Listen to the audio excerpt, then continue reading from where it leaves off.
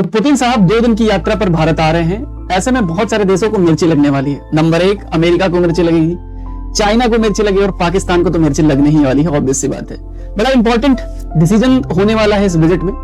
India and Russia ties are shifting from defence dependence to strategic autonomy. पहले भारत रूस से सिर्फ हथियार लेता था, अब भारत रूस को स्ट्रेटेजिक पार्टनर की तरह ट्रीट कर रहा है।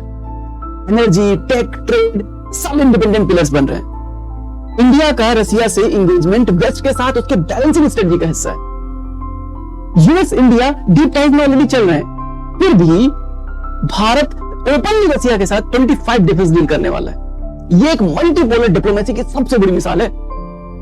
रसिया की विजिट यह भी दिखाती है कि यूक्रेन वॉर में इंडिया न्यूट्रल था, लेकिन इसके बाद भी मॉस्को को सबसे स्टेबल पार्टनर के तौर पर एशिया में इंडिया ही दिख रहा है, चाइना नहीं दिख रहा है।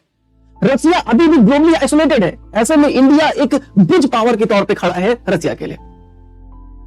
अभी NSG commando, drone, AI surveillance सब कुछ लगे पड़े हैं कि कैसे ये जो विजिट है सक्सेसफुली कंडक्ट किया जाए। ये high risk, high value strategic dialogue है।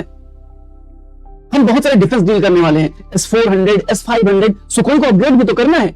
ये दिखाता है कि इंडिया रसिया के साथ जो है बहुत लंबे समय में जाने वाला है। और डोमेस्टिक हमें डिफेंस नहीं करना, हम इंटरनेशनल लेवल पे अपने आप को डिफेंस करना चाह रहे हैं। ये प्रिवेंट वॉर माइंडसेट है, ना कि फाइट वॉर माइंडसेट में हम लोग जी रहे हैं। इंडिया में पूरा रसिया का पूरा मिनिस्ट्रियल जो लोग हैं वो लोग आने वाले हैं।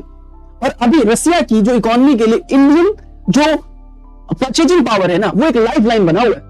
और जो विजिटिंग का टाइम है ना, एक खास मैसेज देता है। दिसंबर में जब ग्लोबल जो जियोपॉलिटिक्स है वो हीटेड है, ऐसे में ये दिखाता है कि इंडिया नेशनल इंटरेस्ट को प्रायोरिटी रखता है। सीजनल डिप्लोमेसी को इंडिया ज्यादा प्रायोरिटी नहीं करता। हमारे लिए जो इंपॉर्टेंट है हम वो करेंगे।